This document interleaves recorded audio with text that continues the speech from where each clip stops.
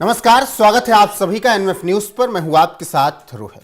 महाराष्ट्र की एक नदी और एक एक्टर, इसके अलावा एक राजनेता और विधायक, ये कड़ी जुड़ रही है और कड़ी ऐसी जुड़ रही है कि तमाम आरोप लग रहे हैं। आरोप यहां तक लगे हैं कि नदी के बीचों बीच बहुत बड़ा खेल किया गया। एक्टर के साथ मिलकर छोटे ठाकरे ने यह सब खेल किया और ये सब आरोप लगाया जा रहा है संजय निरुपम की तरफ से, जो पहले कांग्रेसी हुआ करते थे, अब फिलहाल वो शिवसेना शिंदे गुट के सदस्य हैं। क्या है पूरा मामला और क्यों आदित्य ठाकरे डीनू मौर्य कटघरे में हैं, इसी पर बात करेंगे। मेरे साथ हैं वरिष्ठ पत्रकार पंकज प्रसून। पंकज जी, क्या मामला है मीठी नदी, डीनू मौर्य और फिर आदित्य ठाकरे का? आसान शब्दों में मैं समझाता हूं और कुछ सवाल के साथ समझाता हूं। सवाल यह है कि क्या डीनू मौर्य मुंबई के बॉलीवुड में खास करके ड्रग्स कार्टेल के माफिया हैं? सवाल यह है कि क्या डीनू मौर्य मतोश्री में ड्रग्स पहुंचाते थे? सवाल यह है कि क्या डीनू मौर्य और आदित्य ठाकरे की जो दोस्ती है वो जिसके बारे में कहा है, ये मैं इन सब के बारे में मुझे नहीं पता कि ये सच्चाई है या नहीं है, क्योंकि ये आरोप जो हैं ये सारे के सारे आरोप लगा रहे हैं शिवसेना शिंदे गुट के लोग, जिसमें महेश मस्के हैं जी, संजय निरुपम हैं, ये सारे जी।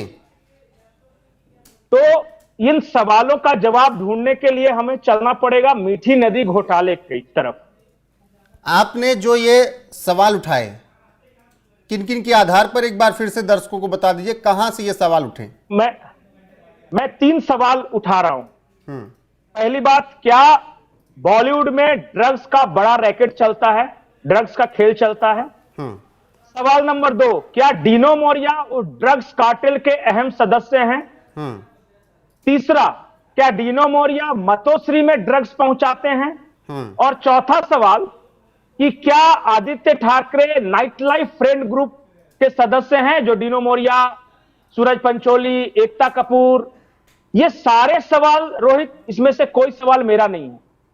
किसके ये सवाल? सारे सवाल जो पूछ रहे हैं वो संजय निरुपम पूछ रहे हैं और महेश मस्के पूछ रहे हैं। ये सब शिवसेना एकनाथ शिंदे गुट के सदस्य हैं जो उस दौरान सरकार में थे जब ये सारा वारदात हो रहा था।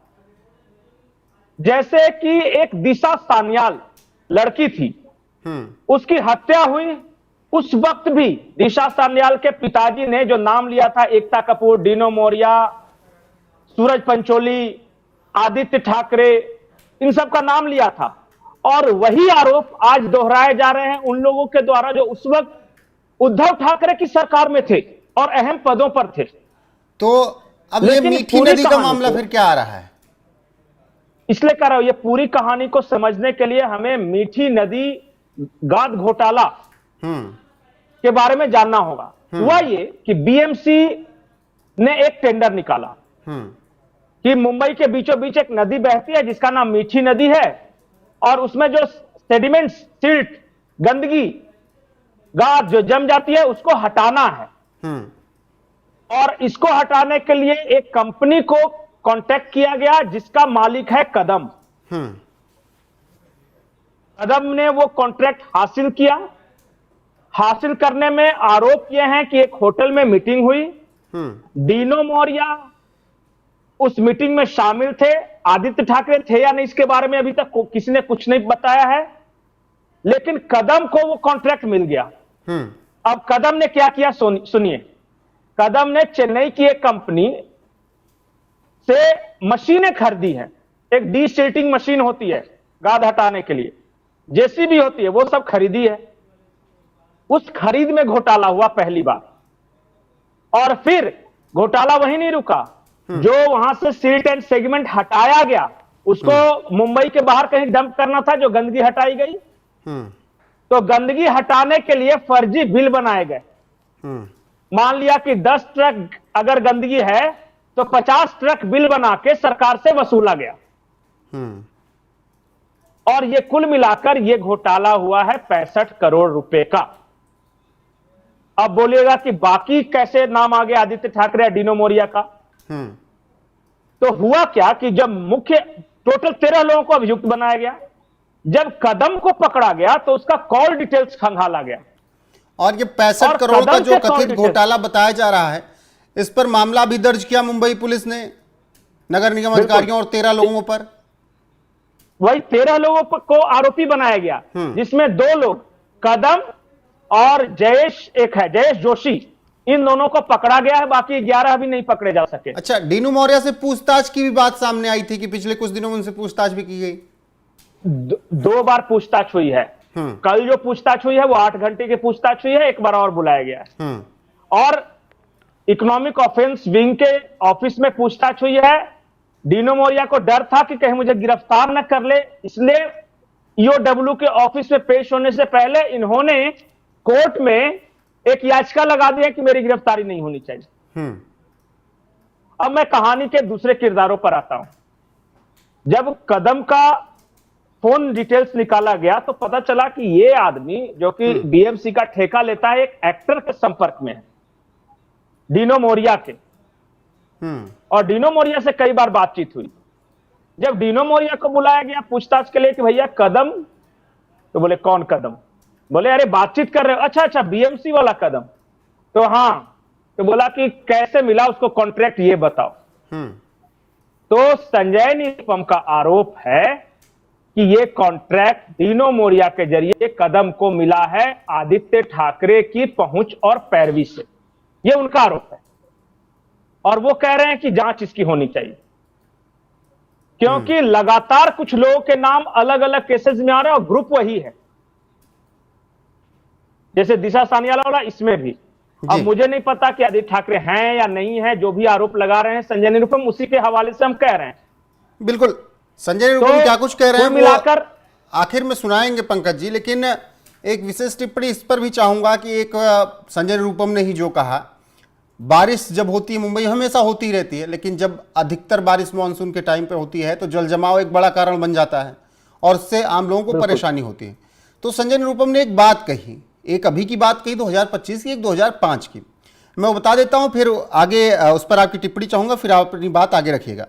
संजय निरुपम ने कहा कि मुंबई में 26 मई को जोरदार बारिश हुई, जल जमाव से लोगों को दिक्कतें हुई।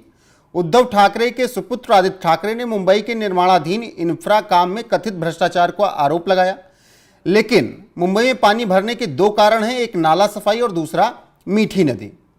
अब उन्होंने ये तो अभी की बात कही, फिर साल 2005 की बात कही। साल 2005 में 26/7 को 900 mm से अधिक बारिश हुई, तब ठाकरे परिवार बाला साहब ठाकरे को छोड़कर, मैं इस बात को कह रहा, इसीलिए चर्चा कर रहा था निरुपम के बयान की, 2005 को 26/7 को जब 900 mm से ज्यादा बारिश हुई, तब ठाकरे परिवार बाला साहब ठाकरे को छोड़कर 5 स्टार होटल में चला गया।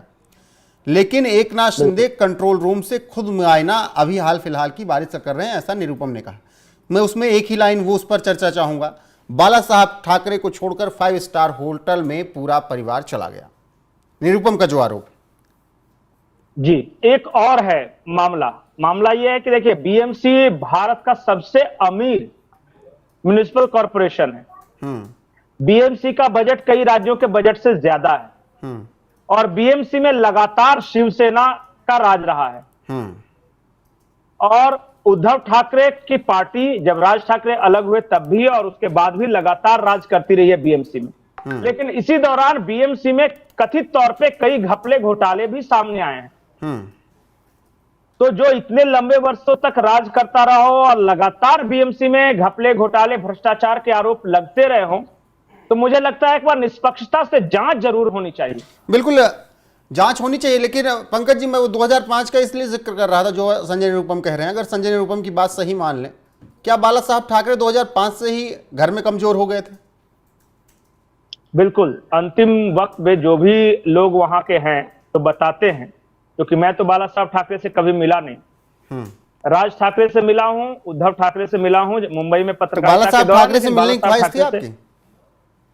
बहुत इच्छा थी पर नहीं मिल सके, क्योंकि हमने जिस वक्त 2006, 2005 इन सब में जो पत्रकारिता शुरू की, उस वक्त उनकी एज हो गई थी, वो ज्यादातर मतोश्री के अंदर ही रहते थे और कहा यह जाता है कि वो एक तरह से अंतिम दिनों में उद्धव के प्रति आसक्त थे।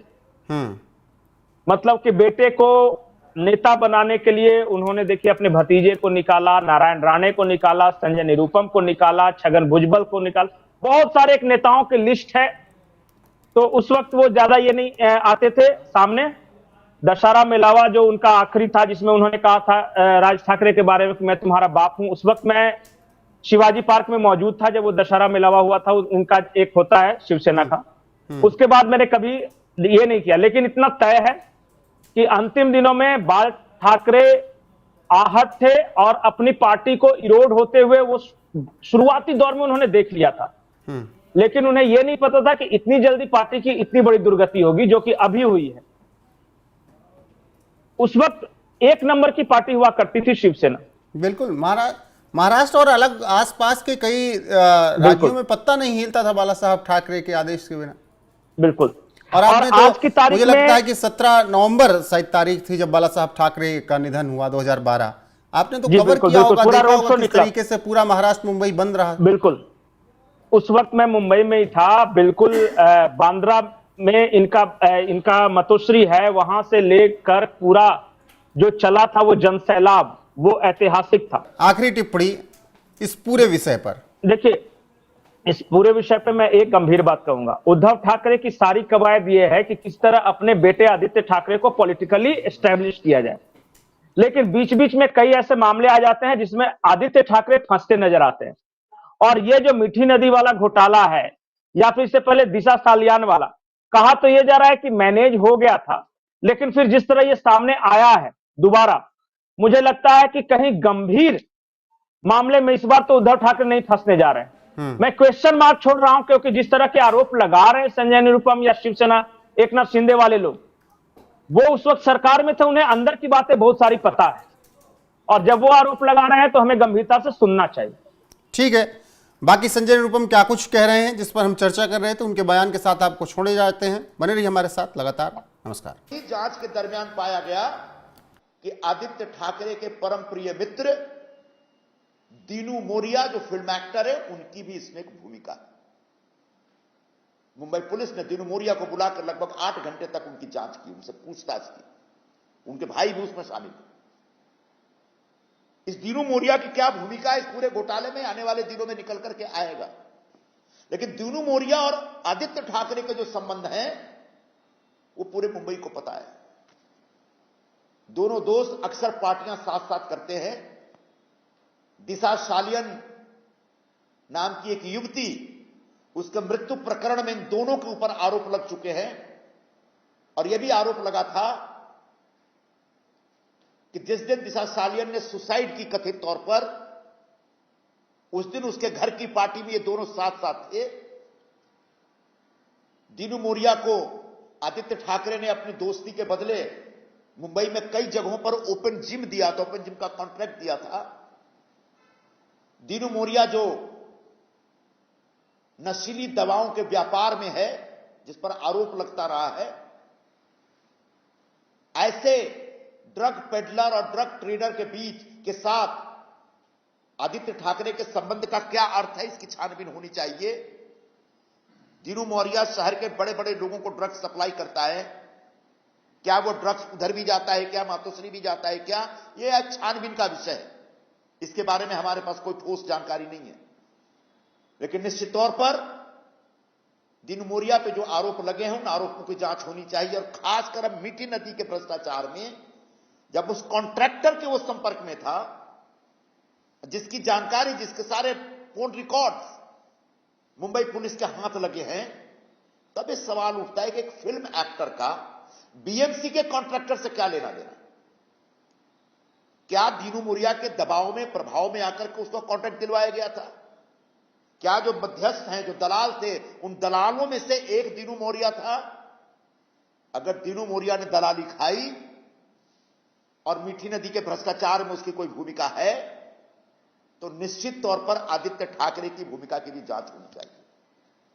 क्या मीठी नदी में जो 65 करोड़ के, मीठी नदी की सफाई के नाम पर जो 65 करोड़ का घोटाला हुआ है, जिसकी छानबीन मुंबई पुलिस कर रही है, उसमें आदित्य ठाकरे की भी कोई भूमिका है क्या, इसकी जांच होनी चाहिए।